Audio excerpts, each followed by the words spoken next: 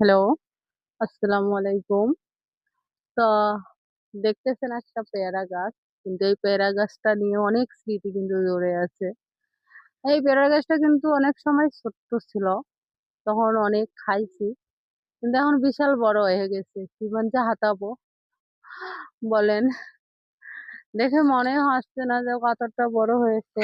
অবশ্যই এই গুয়ার গাছগুলোও বড় হয়ে গেছে। অবশ্য সুপারি। তো আমার এলাকার ভাই এরকমই হয়। তো মতো কষ্ট যে যাই হোক একটা নিম গাছ কিন্তু বড় হয়ে গেছে। অবশ্য গাছপালাও অনেক সুন্দর হয়ে গেছে। অবশ্যই আমাদের এদিকে গ্রাম এলাকা, আমরা তো আর শহরে বসবাস করি না, গ্রামে বসবাস করি।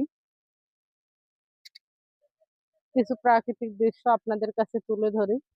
যদি ভালো লাগে অবশ্যই লাইক কমেন্ট শেয়ার করে দেবেন।